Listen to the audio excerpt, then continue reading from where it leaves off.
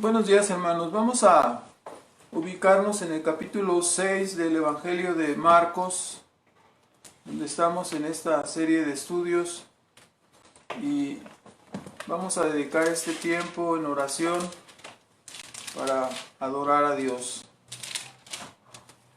Nuestro Padre Celestial, agradecemos nuevamente tu bondad, tu misericordia en permitirnos congregarnos virtualmente para que podamos escuchar el mensaje de tu Evangelio, y rogamos que tu Espíritu Santo nos ayude para recibir la verdad en nuestro corazón y para esforzarnos cada día en la obediencia de los principios, los mandamientos, las normas que nos son enseñadas a través de todo tu Evangelio, de toda la predicación que tú hiciste cuando viniste a este mundo a declarar la verdad y a dar testimonio de la verdad.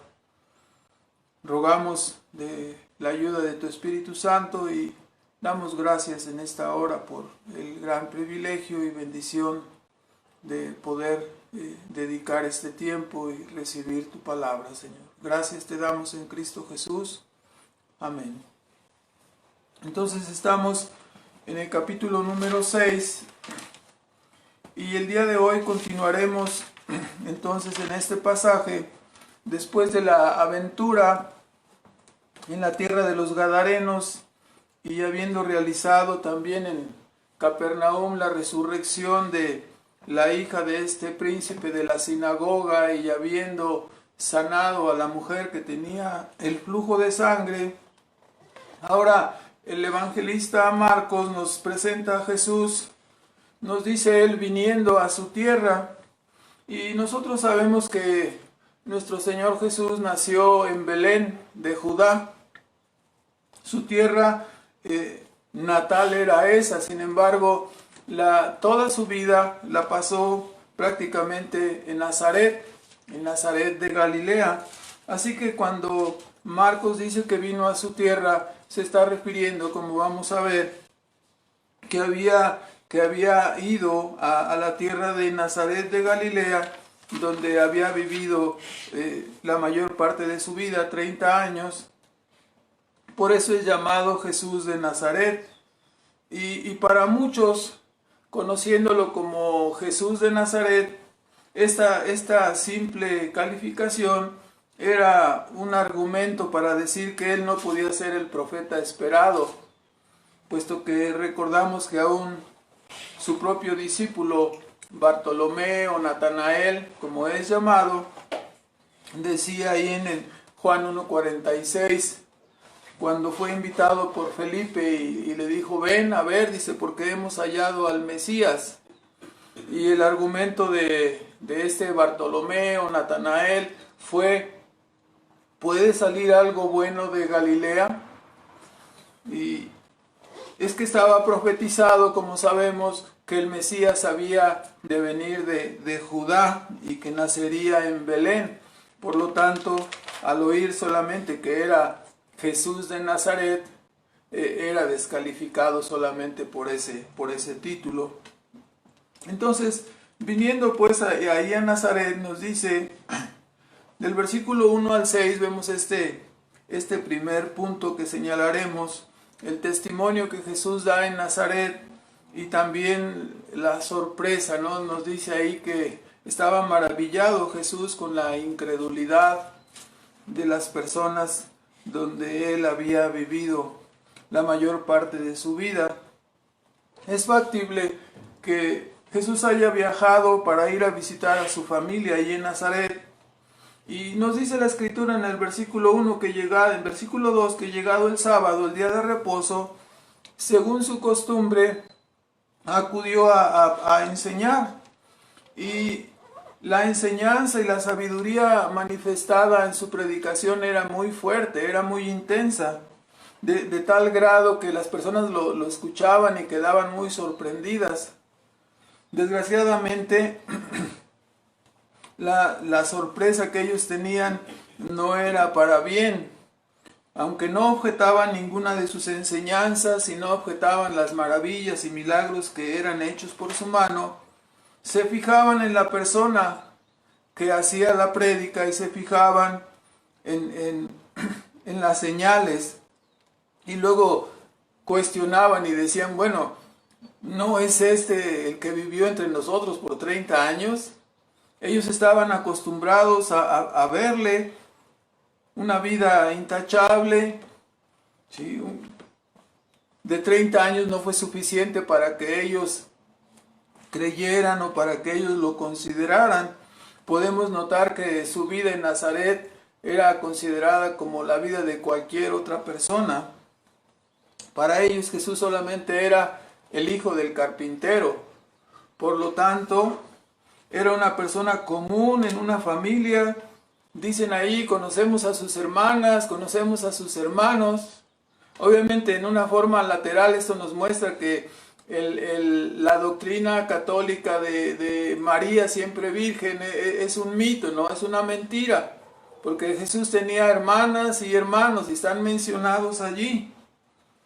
Sin embargo, esta gente de Nazaret no podía explicar cómo una persona común que ellos conocieron durante tanto tiempo podría ahora hacer maravillas y hablar de esta manera tan extraordinaria. Así que ellos pensaron, no puede ser que este sea un profeta. No podían entender, no podían explicar cómo es que hasta hace poco tiempo estaba entre ellos y le miraban como cualquier otro hijo de vecino, y ahora resulta que él se manifestaba como el Mesías y aparecía como el Hijo de Dios haciendo señales y prodigios que nadie más había hecho ni hará. Y Jesús contestó su resistencia con aquella frase proverbial que dice, ¿no? Nadie es profeta en su tierra, porque los de su tierra, sus conocidos y familiares, no creían en él. Y conste que él estaba diciendo que él era un profeta, el profeta prometido y esperado. Entonces, se supone, ¿no? Como ellos eran del linaje de Abraham y el pueblo del pacto y el pueblo de las promesas, se esperaría que ellos le recibieran. Sin embargo, el pueblo de Dios no lo recibió. Podemos decir, ¿no? Parafraseando algunos versículos del Antiguo Testamento, del profeta Isaías, que ellos conocerían. La Virgen había concebido. Jesús era Emmanuel, Dios en medio de ellos. Un niño les había nacido, un hijo les había sido dado. Él era el Todopoderoso y había venido ahora como el príncipe de paz. Era la raíz y el linaje de David. El Dios fiel había enviado al Salvador prometido y ellos no le recibieron. El registro del Evangelio de Marcos dice que Jesús, ante esta circunstancia, se maravillaba de su incredulidad. Y notémoslo de esta manera: cuán grande y engañoso es el pecado de la incredulidad, que es descrito de esta manera, que Jesús se maravillaba de la incredulidad, de la dureza de sus corazones. La expresión de que Jesús se maravillaba nos deja ver cuán terrible es este pecado. Es una mala hierba, es algo que nace en el corazón de los hombres, que está allí y les conduce a no ver las evidencias, a negar las pruebas, les conduce a no oír la verdad, la incredulidad conduce a creer a la mentira. Nosotros podemos recordar muchos ejemplos, solamente mencionaré el caso de Eva, que desechó la verdad de Dios y aceptó la mentira del diablo. ¿Por qué? Por incredulidad. Por incredulidad Israel pereció en el desierto, y de la mayoría de ellos, dice la Escritura, no se agradó Dios. No entraron en la tierra prometida. Y podemos darnos cuenta que por el mismo pecado, por incredulidad, muchas personas hoy en día irán a la condenación, porque no tienen argumentos en contra de la Escritura, en contra del testimonio de la Escritura. Simplemente no quieren venir, simplemente no desean venir y no van a venir porque la incredulidad está dentro de sus corazones. Los hombres son incrédulos no por falta de evidencias, no por la dificultad en entender la Biblia, sino porque no tienen la disposición y porque aman más el pecado y aman más el mundo. Por eso la raíz de la incredulidad está en sus corazones y no les deja ni ver ni oír. Con razón, Cristo predicaba frecuentemente: si no os hacéis como niños, no entraréis en el reino de los cielos. Y es que un niño, ¿qué es lo que tiene? Un niño es dócil. Un niño tiene disposición para aprender. A un niño le empezamos a enseñar cosas y el niño está atento, nos escucha, tiene la disposición de aprender lo que le estamos mostrando. Pero un adulto, cuando le tratamos de enseñar, te dirá, o te dirá, sí, pero, o sacará su frase dominguera de decir: en política, en religión y en deportes no nos podemos poner de acuerdo, y se saldrá por un lado, ¿no? O simplemente pintará su raya y dirá, como aquel entrenador de la selección mexicana de fútbol que decía: Bora respeta, o sea, pone su raya y dice: no me importa lo que tú pienses, déjame en mi posición, respétame. Es decir, en pocas palabras, no te metas conmigo, como estoy bien, yo tengo mi propia opinión. Y la incredulidad no le deja ir más allá. ¿Está mal la Escritura? ¿No da explicaciones? No, la Escritura está bien y da explicaciones. El asunto es que la persona es incrédula. La raíz de incredulidad está en su corazón y no le deja ver, y le hace guarnecerse como en una trinchera y no le deja salir. El problema no es falta de pruebas o falta de evidencias. El asunto es que la persona, por la incredulidad, no aceptará que la Biblia le gobierne. No cree que eso sea necesario. La persona tiene su propia opinión y la contrasta con la de ¿quién? Con la de Dios, con la de la palabra de Dios. Se pone tú a tú por Dios como si fuéramos iguales, cuando Él es el creador y nosotros somos criaturas. Pero la persona, por incredulidad, pone su opinión en la estatura de la opinión divina. Sí. Con razón, en algunas partes la Escritura señala, ¿no? O sea, ¿contenderá el barro contra el alfarero? ¿Dirá el vaso de barro al que lo formó: ¿por qué me has hecho así? ¿Puede el barro frágil oponerse al soberano alfarero? Y la respuesta es que no. Nunca hemos visto al lodo que se rebele contra el alfarero que lo moldea con sus manos. Pero tristemente, por la incredulidad, podemos ver a las criaturas que se oponen a ser gobernadas y dirigidas por la sabia y todopoderosa palabra de Dios. Podemos ver en Hebreos 3, sin perder ahí el texto de Marcos 6, debemos recordar que siempre la incredulidad priva a los hombres de las más ricas bendiciones. Dice ahí en Hebreos 3, en el versículo 12, mirad, hermanos, considerad, hermanos, que ninguno caiga en semejante ejemplo de incredulidad, ¿no? Que haya en vosotros corazón malo de incredulidad para apartarse de Dios.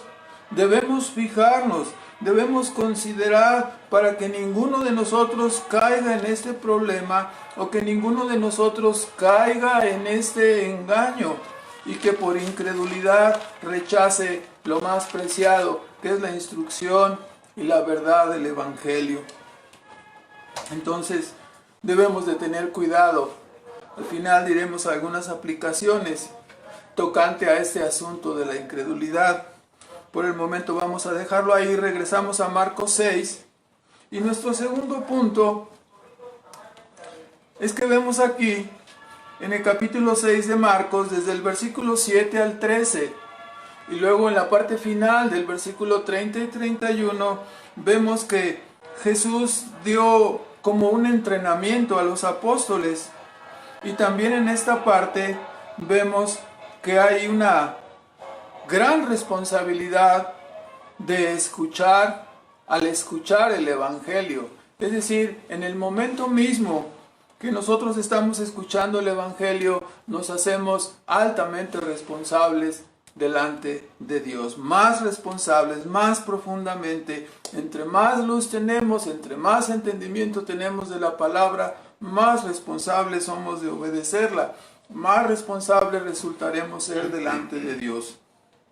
Es muy interesante en este punto que este mandato, cuando Jesús dice vayan de dos en dos a sus apóstoles predicando, y este mandato implica como un proyecto de entrenamiento. Es decir, las personas no empiezan a entender el Evangelio hoy y mañana ya salen a ser maestros. No es así. Nuestro Señor les dio, ante todo, primeramente vemos que Él les dio potestad, que Él les dio autoridad. ¿Qué quiere decir esto? Que uno no se pone a sí mismo como maestro, o como apóstol, o como ministro. Es decir, estamos acostumbrados en el mundo evangélico a decir, Dios está levantando a tal o cual hermano, Dios está levantando a tal persona, porque se hace evidente por los frutos, por la dedicación de la persona, por el esfuerzo, por el crecimiento que se manifiesta en su vida, y decimos, Dios está usando a tal persona, Dios está levantando a tal persona. Así Dios señala, como si estuviera apuntándole con el dedo cuando una persona está siendo capacitada para ser puesta en un ministerio, en un trabajo en la iglesia. No es el hecho de decir, no, yo tengo tal carrera o yo tengo tal preparación y por lo tanto a mí me deben de poner en esta posición. El asunto es que a través de los frutos, a través de la obediencia de la persona, se hace manifiesto su llamado y su deseo y su perseverancia para ser puesto en un ministerio, en un trabajo en la iglesia. Muchas veces nos encontramos que siempre va a haber casos así en la iglesia. Hay personas que dicen, no, es que a mí me deben de poner de predicador porque yo tengo el don de predicar. Lamentablemente muchas personas dicen tener el don de predicar, pero no hay quien tiene el don para oírlos. Sucede así, ¿no? Entonces, no, yo sí quisiera predicar, pero predica y nadie le sigue y nadie le oye. Entonces, vemos aquí que Dios les dio esa autoridad, esa capacidad, esa potestad.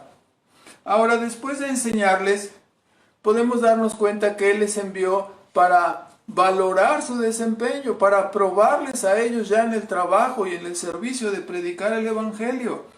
Y antes de su partida estaba haciendo esto para enderezar, para corregir, para instruir correctamente en este entrenamiento a sus 12 apóstoles.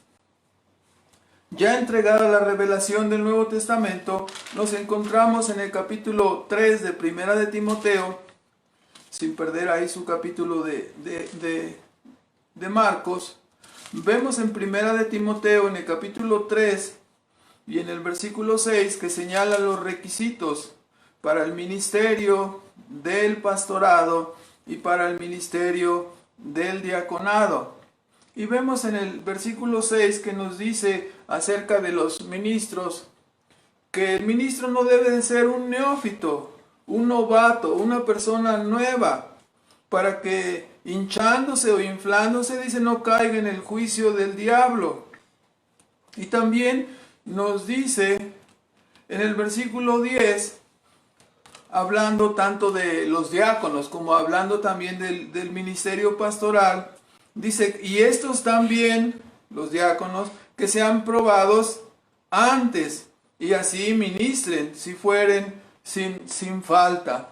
Entonces nos damos cuenta que no es una persona nueva no es una persona, no un recién convertido, el que va a ocupar el ministerio, el que fue puesto como apóstol. Es una persona que ha sido entrenada. Nosotros como ministros, cuando uno dice, bueno, ¿y para qué tanto instituto bíblico? ¿Y para qué las personas son invitadas y llamados a prepararse?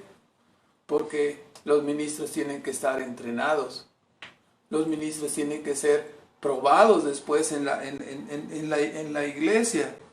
Entonces, en esta parte Jesús está haciendo, nuestro Señor Jesús está haciendo este trabajo de entrenar y después ponerlos en la práctica como parte de su entrenamiento, ver los resultados, corregir, enderezar y seguir en ese proceso.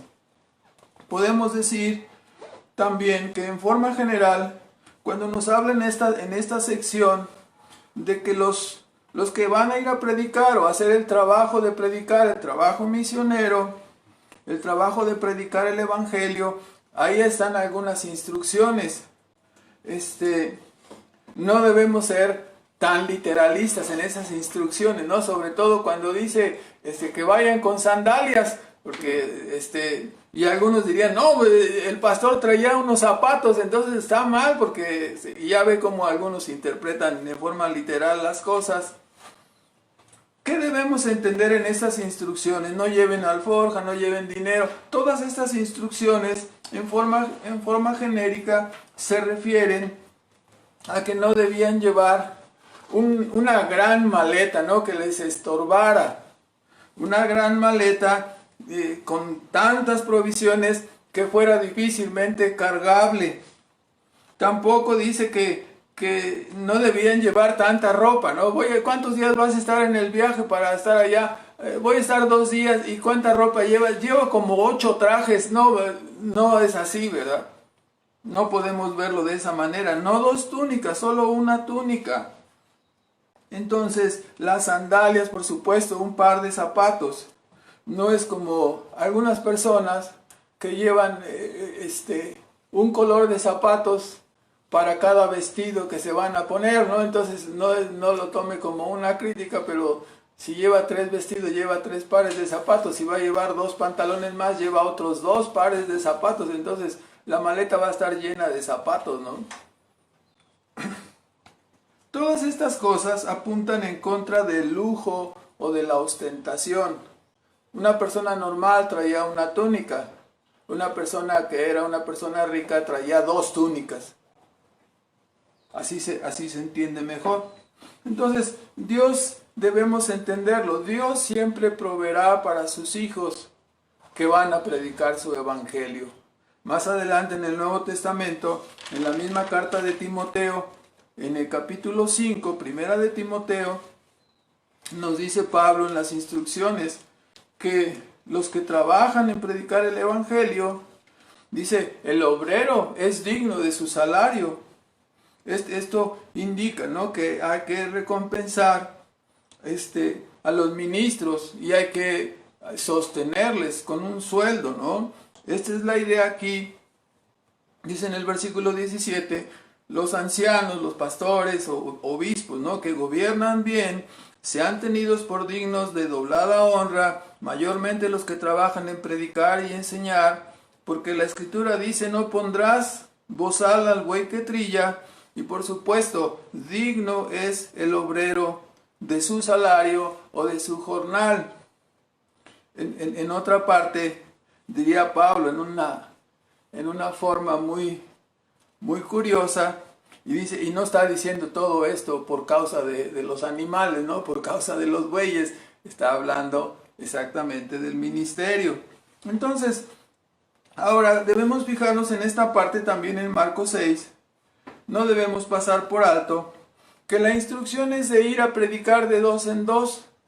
Y es que desde el Antiguo Testamento, la Escritura nos dice en el libro de Eclesiastés varios pasajes que son como proverbiales, ¿no? Dichos proverbiales. En el capítulo 4 del libro de Eclesiastés nos dice en el versículo 9 al 12,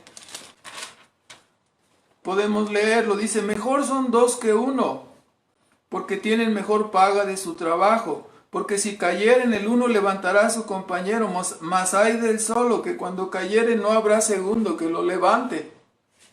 Todas estas cosas nos dicen que una pareja de personas son las que pueden apoyarse, pueden complementarse y pueden trabajar en la obra de predicar el Evangelio. Si dos se durmieren juntos, se calentarán, mas ¿cómo se calentará uno solo? Y si alguno prevaleciere contra el uno, dos estarán contra él, y cordón de tres dobleces no pronto se rompe. Y esto algunos lo han tomado, ¿no? Aparte de que van dos personas, esas dos personas están unidas por una tercera persona que es Cristo, ¿no? Por la salvación que es en Cristo. Diciendo, una cuerda de esta manera nunca podrá romperse. Entonces, ya sabemos, van a predicar de dos en dos, porque uno a otro se apoya.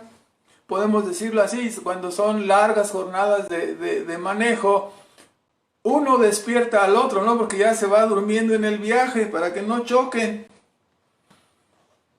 La Escritura también nos dice que hierro con hierro se aguza. Se animan, se acompañan. Y bueno, este es el punto, ¿no? Esas instrucciones son dadas porque siempre será mejor ir así de dos en dos, ¿no? A veces esta ilustración también es usada para hablar, por supuesto, del matrimonio, porque son dos, pero unidos en Cristo es una cuerda que no se va a romper, ¿no? También es muy recomendable. Ahora, cuando llevamos la palabra de Dios, no debemos dejar de decir que aunque la persona que es enviada o las parejas que son enviadas a predicar el Evangelio son de verdadera ayuda y de verdadera apoyo para los hermanos que reciben esta palabra, sin embargo, hay que señalarlo, ¿no? Y hay que declararlo abiertamente. Las personas que Dios nos ha favorecido y nos ha privilegiado para ir a predicar el Evangelio, hemos de decirlo directamente, ¿no? Los muy beneficiados, muy beneficiados al ir a predicar, en realidad somos los que vamos a predicar. No solamente los que reciben, nosotros somos edificados, nosotros somos ayudados, nosotros también somos formados y aprendemos.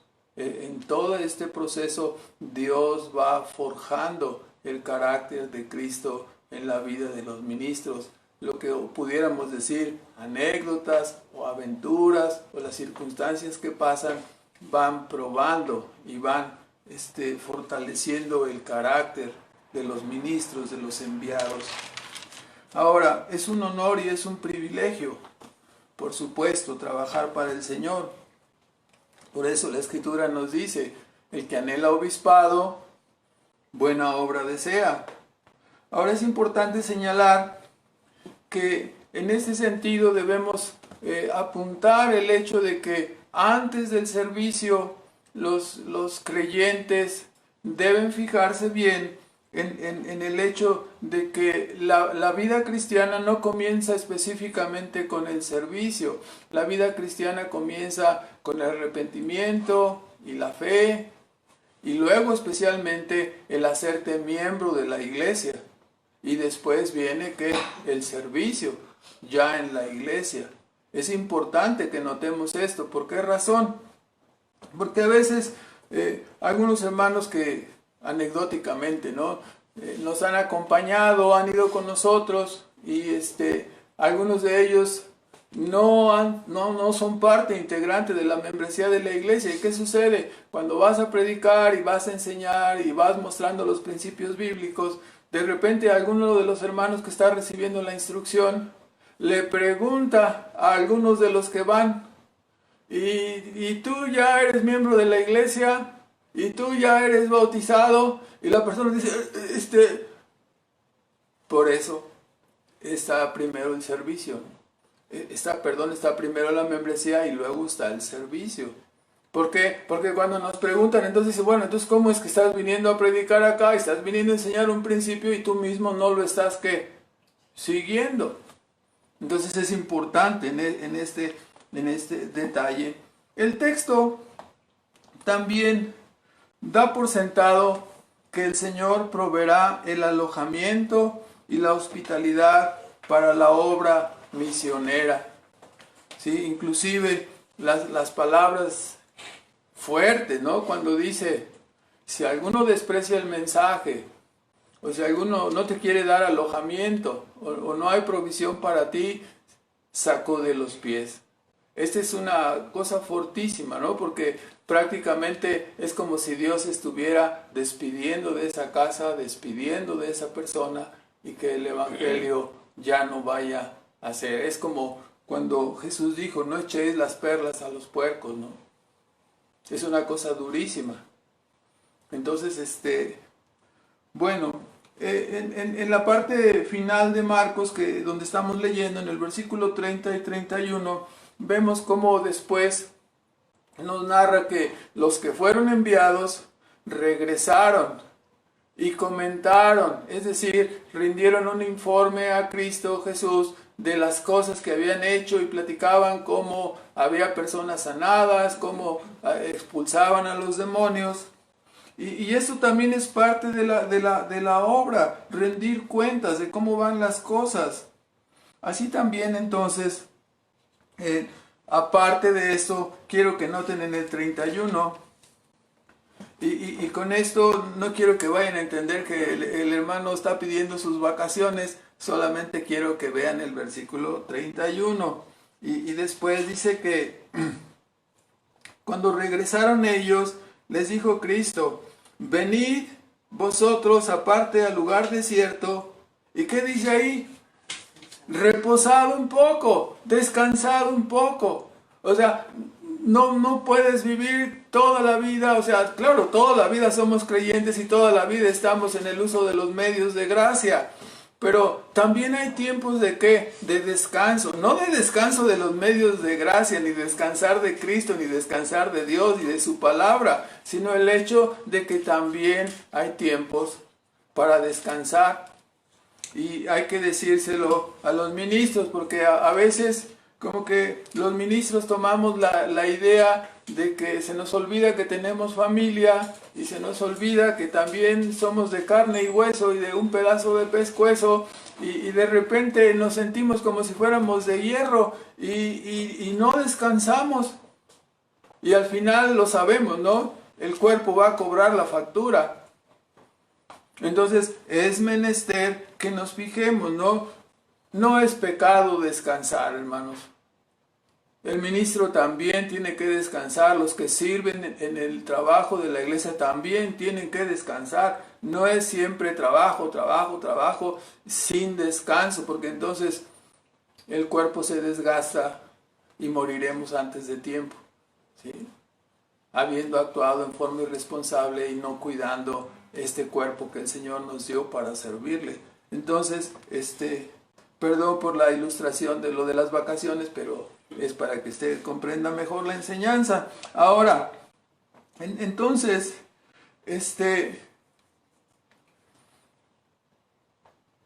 ahora vamos a fijarnos que esta sección concluye en esta segunda parte, en Marcos 6, concluye diciéndonos, hablándonos de la gran responsabilidad que implica escuchar el Evangelio. Para ilustrarlo, Cristo usa el ejemplo de dos ciudades emblemáticas del Antiguo Testamento, Sodoma y Gomorra. Y nos dice la Escritura que estas ciudades fueron destruidas. Y son emblemáticas porque eran un monumento a la perversión, un monumento al desvarío y a la perversión, a la pecaminosidad. Y Cristo dice, comparativamente, una ciudad que recibe el Evangelio y lo menosprecia, lo rechaza, será más castigada que lo que fueron Sodoma y Gomorra. O sea, en pocas palabras nos está diciendo, una ciudad que recibe el Evangelio, una persona que recibe el Evangelio y lo rechaza y lo menosprecia, es peor que un sodomita. Es peor que una persona de estas ciudades de Sodoma y Gomorra, ¿no? Es más responsable y tendrá más castigo que estas ciudades malvadas o que estas personas malvadas. ¿Por qué es así? Bueno, sencillamente porque estas ciudades fueron muy malvadas. Pero escúchelo, estas ciudades no recibieron el privilegio de escuchar el Evangelio. Y nosotros hoy en día tenemos ese privilegio. Eso hace la diferencia. Ahí está el punto. Al escuchar el Evangelio, el escuchar el Evangelio es un privilegio enorme, el cual muchos oyentes no valoran. No le dan la importancia de vida a escuchar el Evangelio. Tú que escuchas estás recibiendo un privilegio, estás recibiendo una oportunidad mayor que la que tuvieron los de Sodoma y Gomorra. Ellos no tuvieron esta oportunidad. Por lo tanto, si tú te condenas con ese privilegio de haber podido escuchar el Evangelio y te condenas porque lo menospreciaste, lo que escuchaste, lógicamente recibirás más castigo que los que fueron condenados en Sodoma y Gomorra. Porque tú has escuchado muchas veces que necesitas arrepentirte y que necesitas creer en Cristo Jesús, que necesitas darle la espalda al pecado. Has escuchado que Cristo salva a los pecadores y todo eso te hace delante de Dios más responsable. Y si tú no tienes cuidado de valorar lo que estás escuchando y acabas dándole la espalda al Evangelio, entonces serás considerado como una persona más malvada y por lo tanto más castigada que los de Sodoma y Gomorra. Supongo que a nadie le hubiera gustado nacer en esa época, pero créanme, si no te arrepientes y si no crees en Cristo después de haber tenido el privilegio de escuchar, esto será para el día de tu juicio un testimonio irrefutable en tu contra. Los de Sodoma fueron condenados, pero los de Sodoma no tuvieron lo que tú tuviste, que fue la oportunidad de escuchar el Evangelio y la oportunidad de escuchar exhortaciones a arrepentirte del pecado, de escuchar exhortaciones a mirar y a creer en Cristo Jesús, cosa que ellos no tuvieron. Por lo tanto, si tú lo recibes mal, tú serás más responsable y tú serás más castigado que ellos. Por favor, hermanos, hay que decirlo. No te contentes con solo oír la palabra. La fe salvadora no consiste solamente de conocer la verdad, sino consiste de confiar en la verdad, de confiar en Cristo y de someternos. ¿Sí? Hay que conocer, hay que confiar con nuestro corazón y hay que someternos en nuestra voluntad a la persona y a la obra de Cristo. La fe verdadera confía y obedece, no es mero conocimiento. Ahora, para concluir esta parte, en tercer lugar, el capítulo 6 nos muestra en la primera mitad, también nos habla de un tercer punto, que es la muerte de Juan el Bautista y una historia muy triste, la triste historia de Herodes Antipas. Desde el versículo 14 hasta el versículo 29 tenemos el relato, ¿no? Nos dice la Escritura que Juan el Bautista, por supuesto, era un tipazo, ¿no? Él era muy valiente y muy directo para predicar el Evangelio, para predicar en contra del pecado. Y no le importaba si el mal estaba en la calle o en el palacio. Él fue honesto en confrontar en su tiempo al mayor gobernante, que en este caso se trata de Herodes Antipas, echándole en cara su pecado. Obviamente, esta actitud y esta valentía de Juan Bautista le ganó la enemistad de Herodías, la mujer de Herodes Antipas. Y por supuesto, esta mujer Herodías usaría a su hija, que este autor, este historiador Flavio Josefo, dice que se llamaba Salomé, aunque la escritura no lo marca, este historiador así lo señala. Y esta mujer Herodías usaría a su hija Salomé para obtener una oportunidad de venganza. El pecado de Antipas, ¿cuál era? ¿Qué era lo que le echaba enfrente, que le ponía frente a él Juan el Bautista?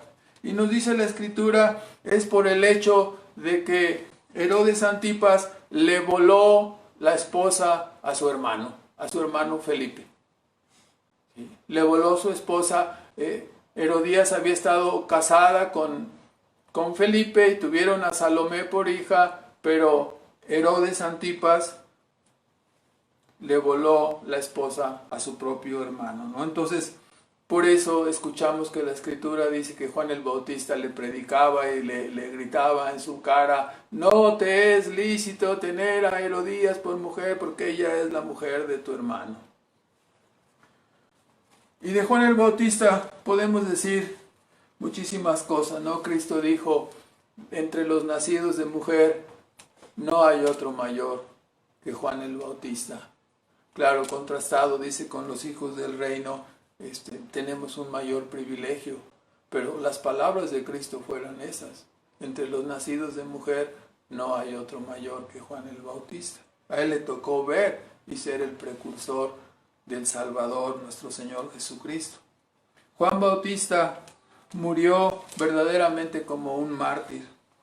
Para él son aplicables las palabras que señala el Salmo 116, cuando nos dice, Salmo 116 y versículo 15, donde la escritura nos señala en este salmo, diciéndonos que para Dios la muerte de sus hijos es estimada. Así dice literalmente, versículo 15, 116, 15, estimada es en los ojos de Jehová la muerte de sus santos. Aunque Juan el Bautista murió verdaderamente, para él es aplicada esta frase: estimada es para otros muchos, para todos sus hijos del Señor, es estimada a los ojos de Jehová la muerte de sus santos. La familia de Herodes, hermanos, de Herodes Antipas, él era, a veces la escritura dice Herodes tetrarca. La palabra tetrarca quiere decir que era gobernante de una cuarta parte del territorio, es lo que quiere decir. El nombre de este Herodes era Antipas. Tetrarca no es su nombre, tetrarca es solamente para indicar el espacio o la zona donde él gobernaba. El gobernante, pues, Herodes Antipas, tenía una familia y la historia de esta familia, ahora sí que pudiéramos decir, qué familia, ¿no? Qué familia tenía. El propio Antipas, que era una persona malvada, ¿no? Le voló la esposa a su hermano Felipe. Obviamente era un hombre codicioso. ¿Sí? Conoce la historia, la acabamos de leer. Le gustaba comer muy bien, era un poquillo lo que ahora conocemos como borracho, ¿no? Era muy dado, muy tendiente a beber.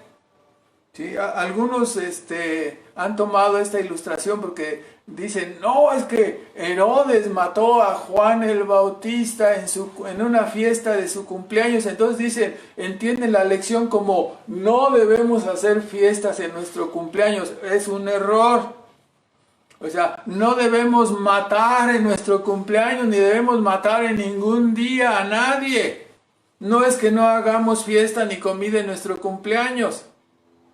¿Ya? Se trata de que no debemos hacer el mal, no debemos ni odiar, ni matar a otro, ni en nuestro cumpleaños, ni en ningún otro día.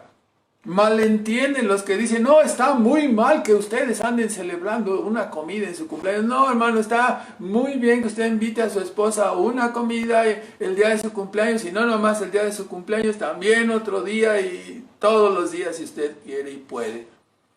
Entonces, por supuesto, este hombre era codicioso, un poco borracho, y vemos que, o un mucho borracho y probablemente, y también era medio ególatra y medio soberbio, ¿no? Porque después de que hizo un juramento en vano, un juramento malo, no se quiso retractar de él, sino que como decimos en México, se amachó. En muchas partes se usa este vocablo para decir que la persona se afianzó y no quiso retroceder ni un paso atrás en su juramento para no echar abajo su palabra, y prefirió matar a una persona que echar abajo su disparate que él había jurado. Entonces, lo único bueno que se dice de Herodes era en el versículo 26-20, que le gustaba escuchaba con agrado el Evangelio. ¿Y qué cosa? ¿No? Escuchaba con agrado. Seguramente tenía buenas intenciones, pero nos damos cuenta, como vamos a ver al final, que eso no es todo. Herodías, la mujer robada de Herodes Antipas, tenía un carácter que pudiéramos llamarlo jezabelesco, ¿no? Usted recuerda aquella mujer esposa del rey Acab, que era en el Antiguo Testamento, que era una persona muy malvada. Jezabel acabó siendo muerta y comida de perros, ¿no? Entonces, así Herodías tenía un carácter jezabelesco y deseaba matarlo, y finalmente el odio le condujo al homicidio. ¿Sí? Ella era malvada, ¿no? Desde el hecho de haber traicionado a su esposo Felipe, pues la hace a ella una mujer malvada. Su hija Salomé pues iba siguiendo las huellas de la mamá, y esta hija de Herodías y Felipe en realidad era manipulada y controlada por su mamá. Lo que sí sabemos es que no tenía cerebro, ¿verdad? Ni corazón. Esta terrible familia fue usada por el enemigo para dar muerte a Juan el Bautista. Las particularidades de esta familia resultaron en un cóctel del Bautista. La ocasión fue, como ya señalamos, la fiesta de su cumpleaños, donde se desarrolló ebrio, entrada la comida ya muy adelante, quiso presumir delante de sus amigos. Esa frase de te doy todo lo que quieras hasta la mitad del reino, es una manera de exponer la grandeza de la persona, ¿no? De su reino, de su persona. Y hacer un juramento en estas cosas es algo terrible, muy malo, no es absurdo. Herodías maquiavélicamente usó a su hija para saciar su odio y convertirlo en homicidio. Muchas lecciones encontramos en esta trágica historia. Entonces, vamos a terminar haciendo unos comentarios, aplicando y recordando algunas de las cosas, ¿no? Dice que Jesús se maravillaba de la incredulidad de las personas de Nazaret. Y nosotros debemos fijarnos en eso. ¿No deberíamos más bien nosotros maravillar el hecho de que el Rey de Gloria haya tomado una forma de siervo? ¿No debería maravillarnos que el dueño y el Señor de todo tuviera que estar sobre la tierra trabajando en una carpintería para comer con el sudor de su frente? ¿No es esto maravilloso e impresionante? Debería maravillarnos que siendo rico por amor de nosotros se haya hecho ¿qué? Pobre. Ni siquiera tenía donde recostar su cabeza, dice. Hermanos, la pobreza material, ¿sí? No tiene que ser necesariamente algo de lo cual nos avergoncemos. Es vergonzoso ser borracho, codicioso, mentiroso, ratero, adúltero, pero trabajar honestamente en un oficio como carpintero, qué sé yo, mecánico, barrendero, lo que sea, un trabajo poco remunerado, no es ningún pecado, ¿no? Pecado vergonzoso, no es una vergüenza trabajar, aunque sea pequeño el trabajo que tenemos. Por modesto que sea el trabajo, no debe avergonzarnos. Usted puede mirar aquí a Jesús de Nazaret, el Hijo de Dios, ¿sí?, con sus manos seguramente encallecidas en el trabajo de la carpintería. No es ninguna vergüenza, ¿no? Vergüenza es el pecado. Cuando nosotros nos sintamos inflados o hinchados, pensemos en esta imagen, ¿no? El Creador, el Rey de los cielos, viniendo a este mundo y trabajando como un obrero para comer con el sudor de su frente. Eso nos ha de humillar un poco, ¿no? O esperemos que aún mucho. En segundo lugar, hermanos, como en las calles de Nazaret, la voz del Señor se ha paseado entre nosotros. Y mejor es que hayamos oído bien su consejo y su reprensión. Cuánto cuidado hemos de tener, especialmente nuestros hijos, con la cercanía y la familiaridad del Evangelio. Que no nos conduzcan, porque la cercanía y la familiaridad, como en el caso de los de Nazaret que veían a Jesús vivir ahí en su pueblo por 30 años, esa cercanía y esa familiaridad les hizo daño. Les hizo daño. Y muchos de nuestros hijos que han escuchado el Evangelio desde niños y no han sido movidos a la obediencia por la dureza de su corazón, van a acabar menospreciando y tener en poco, como hicieron los de Nazaret con Cristo Jesús. Esto no sería de beneficio, por supuesto, ¿no? Entonces, no debemos, por familiaridad o por la continuidad de tener el Evangelio siempre, eso no nos da derecho a conducirnos en una manera de menospreciar o hacer de lado. No debemos permitir que esto, con la ayuda de Dios, suceda con nuestros hijos que han estado escuchando desde pequeños el Evangelio. En segundo lugar, hermanos, solamente vigilando con lectura bíblica y oración, evitaremos que la mala hierba de la incredulidad surja en nuestros corazones. Que una mala hierba de incredulidad surja y nos aparte del Señor o nos lleve a los deseos de nuestro corazón y en lugar de hacer la voluntad de Dios, hagamos nuestra voluntad, ¿no? Debemos de tener cuidado, oremos siempre para que el Señor aumente nuestra fe y roguemos siempre que se ha quitado todo rastro de incredulidad en nuestros corazones. Pidamos, ¿no? Señor, cuando digamos, no nos dejes caer en tentación, pudiéramos decir, no nos dejes caer en incredulidad. En tercer lugar, debemos pensarlo bien. ¿Cuánto habrían deseado los de Sodoma y Gomorra haber escuchado lo que nosotros hemos escuchado desde la niñez?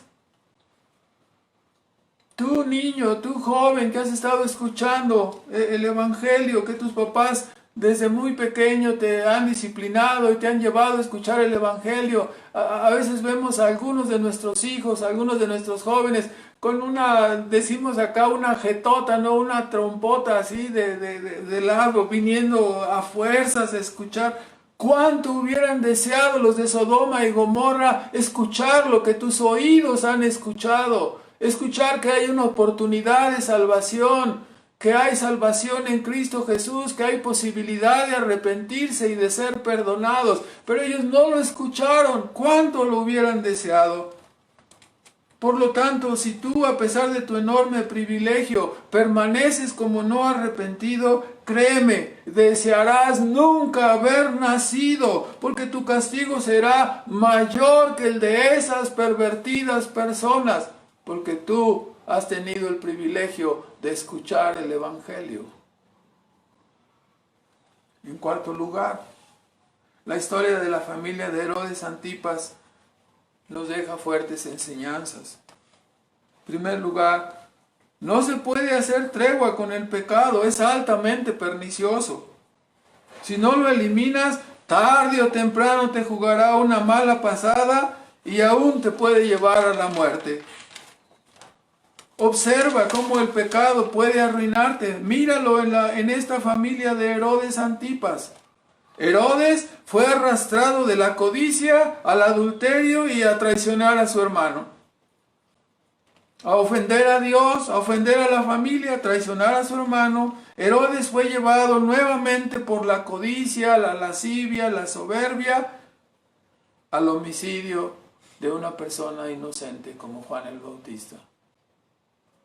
Fijémonos bien cómo los buenos deseos y las intenciones, como el caso de Herodes Antipas, que escuchaba con agrado la predicación acerca del Evangelio, el hecho de tener simpatía por el Evangelio, el hecho de que nos guste oír la palabra, está bien, pero la simpatía con el Evangelio no te va a salvar. Hay que arrepentirse y creer en Cristo, o el pecado arruinará tu vida. No basta que simpatices con el Evangelio, no basta que estés de acuerdo en la mayor parte de las cosas del Evangelio. Hay que someterse, hay que inclinarse a Cristo, hay que verdaderamente buscar la salvación, no solamente ser simpatizantes del Evangelio. Debemos notar que el odio y el desacuerdo, como en el caso de Herodías, le llevaron a maquinar un homicidio. Note que el baile inocente de Salomé encendió las pasiones, como dicen los comentaristas de los deportes, encienden las pasiones. El baile inocente. Algunas personas dicen, no, ¿cómo es que el baile no tiene nada de malo? ¿Cómo no? Quieren mandar a sus hijas a que se conviertan en bailarinas, en vedette, ¿será? ¿Quieres que se convierta en una vedette? El baile inocente de Salomé encendió las pasiones y trajo desgracia y muerte. La verdad no conozco a ninguna persona en la que el baile le haya llevado a algo positivo. No quiero que me vayan a decir, el hermano ya condena que bailen el vals en la graduación de sus hijos o en la boda. No, hermanos, hay que entenderlo. O sea, estamos hablando en contra de la perversión del baile, ¿no? En ese sentido. Lo de Salomé es algo perverso, ¿no? Como el baile de muchas personas hoy en día, ¿no? O muchos estilos de ese baile, ¿no? Ejemplos que eran reggaetones y cosas así, ¿no? Ya sabe usted sí de estas cosas. Ahora, ¿has considerado en qué puede terminar alguno de los arranques de ira, de enojo? ¿En dónde pudieran terminar tus berrinches, tus codicias o tu soberbia, como en el caso de Herodes, de Herodías o de Salomé? Recordemos estas lecciones. Recordemos el tropiezo del rey David. Recordemos tan solo por no ir a trabajar, por no ir a la guerra y estar ahí mirando desde el techo de su casa. Recordemos la ruina de Salomón. Recordemos la ruina de Pedro, no la caída de Pedro negando al Señor. Y recordemos la tragedia de la vida de Herodes Antipas y su familia. El pecado te engaña dándote una felicidad temporal que te arruinará eternamente. ¿Eso quieres para ti y para tu familia? Note también en este pasaje, hablando de la historia de Herodes, ¿no? El gran valor de la conciencia. Herodes tenía una conciencia que le estaba martirizando, lo estaba matando, se estaba consumiendo aunque estaba vivo, ¿no? Dice, este es Juan el Bautista, el que yo decapité, ya resucitó, hasta decía que ya había resucitado, ¿no? Y que Jesús era ese Juan el Bautista resucitado. O sea, estaba su conciencia acusándole constantemente. Hermanos, la conciencia tiene un gran valor. Nos redarguye, nos previene, nos advierte. Es como un semáforo que está a una luz que nos está indicando. Si no está cauterizada y si está dirigida por la palabra de Dios, la conciencia es un elemento valiosísimo para guiarnos. Cuando está cauterizada y ya está fundido el foco, entonces ya no sirve. La persona está endurecida. Si no está cauterizada, siempre será una luz de advertencia que debe ser escuchada. De lo contrario, solamente se levantará hasta el día del juicio para señalarte como una persona culpable, ¿no? Como esta persona fue la que me maniató, esta persona fue la que yo le advertía, le redarguía, le causaba escozor en su mente, en sus pensamientos, pero me golpeaba y no quería escucharme. Ese día Dios levantará la conciencia de cada persona y la propia conciencia tuya te acusará diciendo, yo te lo dije, yo te lo advertí, yo estaba con esa luz encendida y tú de todas maneras hiciste lo mismo. Hermanos, que no nos pase eso, ¿no? Porque si es así, nuestra conciencia hablará solamente en el día del juicio para condenarnos. Escúchala ahora advirtiéndote, escúchala y obedézala ahora, mientras su voz todavía se oiga.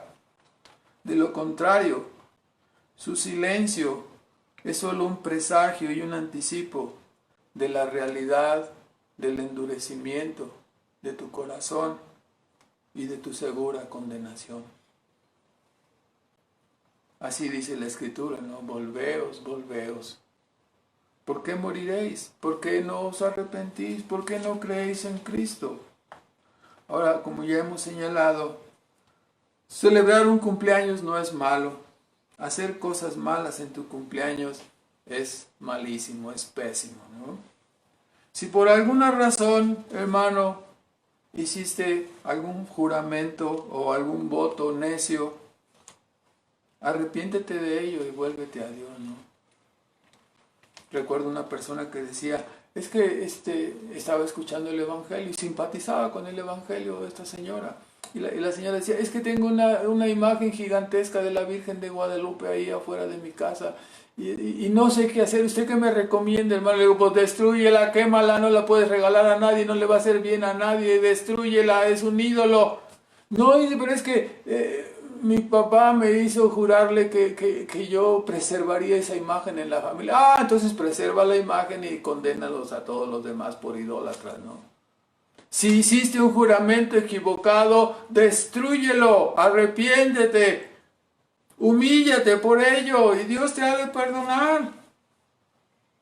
Es bondadoso el Señor para perdonar a los pecadores, pero no te condenes por un juramento necio, ¿no? Hermanos, especialmente hermanas, procuren, hermanas y todos, la piedad antes que la belleza, ¿no? Es evidente que eso está intrínseco aquí, por todo lo de Herodías, lo de Salomé y todas las cuestiones que tenemos allí. Mejor procura, antes que nada, la piedad y la belleza. No le des todo el porcentaje a la belleza porque te puedes distraer de lo que es verdaderamente mejor para tu vida. Hermanos, que el Señor les bendiga. Oremos, por favor. Nuestro Padre Celestial, damos las gracias en esta mañana por tu palabra, Señor. Damos las gracias, Padre, por redarguir nuestros corazones y por concedernos, Padre, abrir los ojos para mirar que en muchas cosas hemos pecado y hemos fallado en contra tuya. Y te suplicamos, Padre, que perdones nuestras muchas faltas y que nos recibas por medio de tu Hijo Jesucristo para renovar cada día nuestras fuerzas y nuestro servicio para ti, Señor. Suplicamos, Padre, que nos des nuevas fuerzas cada día para la obediencia, nuevas fuerzas para el testimonio, nuevas fuerzas para resistir el pecado, la codicia, la lascivia, todas las cosas que aún permanecen, no controlándonos, pero sí estorbando nuestra vida. Pedimos que nos des fuerzas para ir adelante hasta el final, Señor. Te pedimos la fortaleza y que aumentes nuestra fe cada día, Señor.